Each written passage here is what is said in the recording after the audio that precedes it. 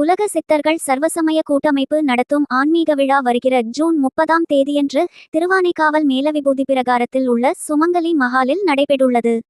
காலை 6 மணி முதல் மாலை 6 மணி வரையிலும் ஓய்வு பெற்ற காவல்துறை தலைவர் பொன்மாணிக்கவேல் தலைமையில் நடைபெறும் இந்த ஆன்மீக விழாவில் ஆதீனங்கள், சிவாச்சாரியார்கள், பட்டாச்சாரியார்கள், சமய சான்றோர்கள், சைவ வைணவ ஆன்மீக அன்பர்கள், சன்மார்க்க சங்கத்தினர், ஐயப்ப பக்தர்கள், முருக பக்தர்கள், செவ்வாடை பக்தர்கள் உள்ளிட்ட அனைவரையும் ஒருங்கிணைத்து இந்த ஆன்மீக விழா நடைபெற்றுள்ளது. ஆன்மீக விழா குறித்து அகில பாரத சிவனடியார்கள் திருக்கூட்டமைப்பு தலைவரும் ஆன்மீக விழா ஒருங்கிணைப்பாளருமான ராஜசேகரன் திருச்சி பிரஸ் கிளப்பில் செய்தியாளர்களை சந்தித்து பேட்டியளித்தார். இந்த செய்தியாளர் சந்திப்பின் போது விபூதி சித்தர் சேவை சங்கம் ஜோதிலிங்கேஸ்வரர், உறையூர் சுந்தரர் பேரவை ஆறுமுகம், எம்பிரான் செந்தமிழ் சுந்தர பேரவை உமாபதி, ஆலயம் காப்போம் பேரவை தினேஷ் ஆகியோர் உடன் இருந்தனர். ஜூன் மாதம் 30/6/2024 ஞாயிற்றுக்கிழமை அன்று திருச்சி திருவனைக்காவல் மேல விபூதி பிரகாரம் ஸ்ரீ சுமங்கலி மகாலில் ஓய்வு பெற்ற காவல்துறை தலைவர் திரு பொன்மாணிக்கவேல் IPS ஐயா அவர்களுடைய தலைமையில் மாபெரும் ஆன்மீக விழா நடைபெற உள்ளது.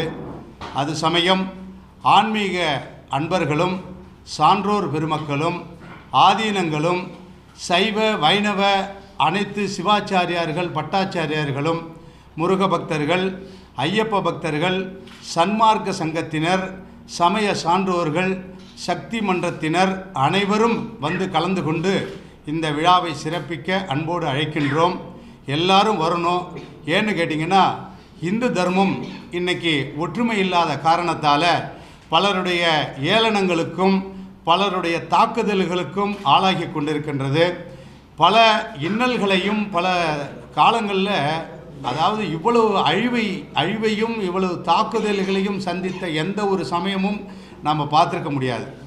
அவ்வளவு தாக்குதல்களையும் அவ்வளவு அவமானங்களையும் தாங்கிக்கிட்டு நாம் சகித்து கொண்டு வாழ்ந்தது போதும். இந்துக்களே, வாருங்கள் அனைவரும் ஒன்றுபடுவோம். ஏன்னா இந்த சைவமும் வைணவமும் நம்மளுடைய இந்து சனாதன தர்மத்தினுடைய 2 கண்கள். பிற சமயங்கள் 7ம் நம்மளுடைய உடல் உறுப்புகள் மாதிரி. இந்த உறுப்புகள் அனைத்தும் வெவ்வேறு திசையில் பயணிக்கிறதால தான் நம்மளால் ஒற்றுமையோடு செயல்பட முடியல. நாம் அனைவரும் ஒன்றுபட்டால் நம்மளுடைய நோக்கங்கள் நிறைவேறும். இவ்வளவு ஆண்டுகள் நாம் சகித்து கொண்டு வாழ்ந்தது போதும். நம்மளுடைய சகிப்புத்தன்மையால் மற்ற சமுதாயத்தினர் நல்ல செல்வந்தர்களாகவும் செல்வ செழிப்போடு இருக்காங்க. நாம் இன்னும் பின்னோக்கி தான் போயிட்டுருக்கோம். நம்மளுடைய சமுதாயம், நம்மளுடைய இந்து சமுதாயம் முன்னேற வேண்டுமென்றால் நாம் அனைவரும் குரல் கொடுக்க வேண்டிய காலம் கட்டாயத்தில் இருக்கின்றோம். நம்மளுடைய கோயில், நம் உரிமை, நம்மளுடைய கடமை பாதுகாப்பது. நம்மளுடைய தமிழகத்தில் இருந்து கடத்தப்பட்ட, வெளிநாடுகளுக்கு கடத்தப்பட்ட சிலைகளை மீட்டு போராடி நம்மளுடைய நாட்டிற்கு கொண்டு வருவதற்காக அந்த மாவீரன் காவல்துறையில் இருந்து அவர் நேர்மையாகவும் எந்த ஒரு லஞ்ச லாவண்யத்திற்கும் இடம் கொடுக்காமல் ஒற்றுமை உணர்வோடு நம் அனைவரும் இருக்க வேண்டும் என்கின்ற நோக்கத்தோடு அந்த சிலைகளை எல்லாம் மீட்டு கொண்டு வந்தார். அந்த ராஜராஜ சோழனுடைய மறு உருவமாகத்தான் நாங்கள் எல்லாம் அவரை பார்க்குறோம். காரணம், அன்றைக்கு தேவாரம் திருவாசகத்தை மீட்ட ராஜராஜ சோழனை போல இன்றைக்கு இந்த தெய்வ விக்கிரகங்களை எல்லாம் மீட்டு கொண்டுகிட்டு வந்திருக்காரு. ஐயாவுடைய தலைமையில் இந்த மாபெரும் இந்து சனாதன தர்ம மக்கள் அனைவரும் ஒன்றிணையணுங்கிற அந்த அவருடைய நோக்கம் நிறைவேறணுங்கிறது எங்கள் அனைவருடைய விருப்பம். திருச்சிற்றம்பலம். ஐயா, நாங்கள் சுமார் ஒரு 1000 பேருக்கு மேலே எதிர்பார்க்குறோம். நிறைய சான்றோர் பெருமக்கள்லாம் வரண்டிருக்காங்க. ஓய்வு பெற்ற நீதிபதிகள், அதே போல் சட்ட வல்லுநர்கள், வழக்கறிஞர்கள், இந்து அமைப்புகள், கோயில் பாதுகாப்பு அமைப்புகள். எங்களுடைய அமைப்பு உலக சித்தர்கள் சர்வசமய கூட்ட அமைப்பு மற்றும் ஆலயம் காப்போம் இவர்களுடைய ஏற்பாட்டில் தான் இந்த விழா நடக்குது.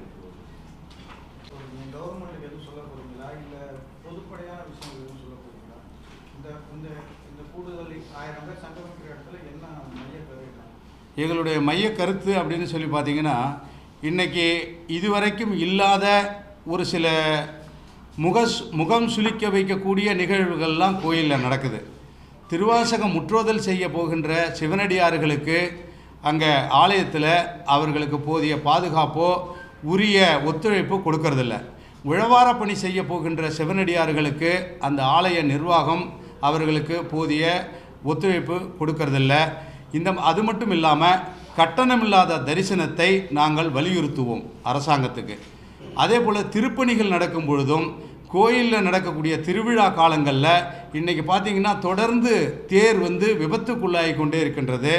எங்கே பார்த்தாலும் தேருடைய அந்த வடம் அருந்துக்கிட்டு இப்போ கூட நெல்லையப்பருடைய அந்த கோயில் அந்த திருவிழாவில் விபத்துகள் நடந்திருக்கு, உயிர் பலி நடக்குது.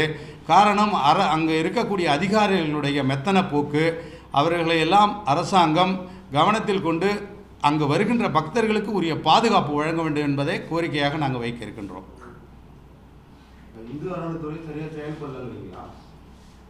இந்து அறநிலையத்துறை செயல்படுவது இல்லை என்பது எங்களுடைய குற்றச்சாட்டு அல்ல. அவர்களுடைய செயலில் கவனம் செலுத்த வேண்டும் என்பதை நாங்கள் வலியுறுத்துகிறோம். கவனக்குறைவாக கண்டிப்பாக செயல்படுறாங்கங்கிறது எங்களுடைய குற்றச்சாட்டு.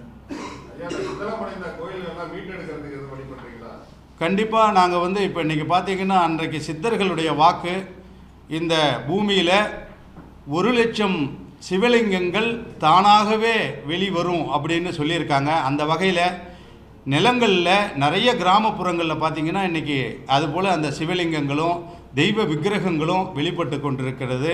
அதையெல்லாம் எங்களுடைய அடியார் திருக்கூட்ட சிவனடியார்கள் மீட்டு அதற்கு அவர்களால் முடிந்த அந்த சேவைகளை செய்து அதை வழிபாடு நடத்தி கொண்டிருக்கின்றார்கள்.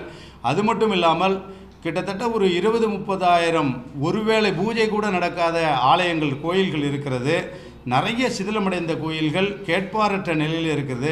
அர்ச்சகர்களுக்கு உரிய ஊதியம் வழங்காமலும் அது மட்டும் இல்லாமல் அர்ச்சகர்களை நியமிக்காமலும் நிறைய முறைகேடுகள் நடக்குது. அதையும் நாங்கள் வலியுறுத்துவதாக இருக்கின்றோம்.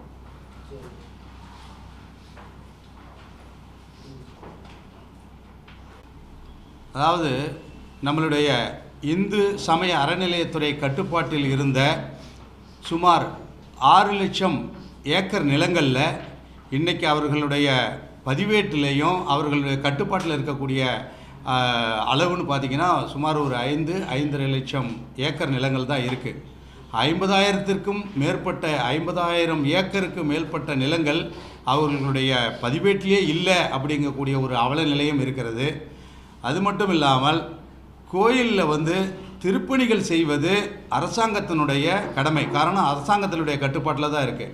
இன்றைக்கி நடக்கக்கூடிய திருப்பணிகள் முழுமையும் அதாவது பக்தர்களுடைய அந்த அவர்களுடைய உழைப்பிலிருந்து அவர்கள் கொடுக்கக்கூடிய நிதியிலிருந்து தான் அந்த திருப்பணிகள் எல்லாம் செய்யப்பட்டு கொண்டிருக்கிறது. ஒரு சொற்ப தொகை தான் அறநிலையத்துறை அந்த திருப்பணிக்காக செலவு செய்கிறாங்க. அது போதிய அளவில் இருக்க மாட்டேங்குது. அதுவும் நிறைய அலைகழிப்பு. அதாவது ஒரு திருப்பணி செய்து பாலாலயம் செய்யப்பட்ட ஒரு கோயில் 4-5 ஆண்டுகள் ஆன பிறகும் கூட திருப்பணிகள் நம்முடைய நிறைவு பெற்று கும்பாபிஷேகம் நடக்காமல் காலதாமதமாகி வருவது பக்தர்கள் மத்தியில் பெரும் வேதனையை உருவாக்கியிருக்கு.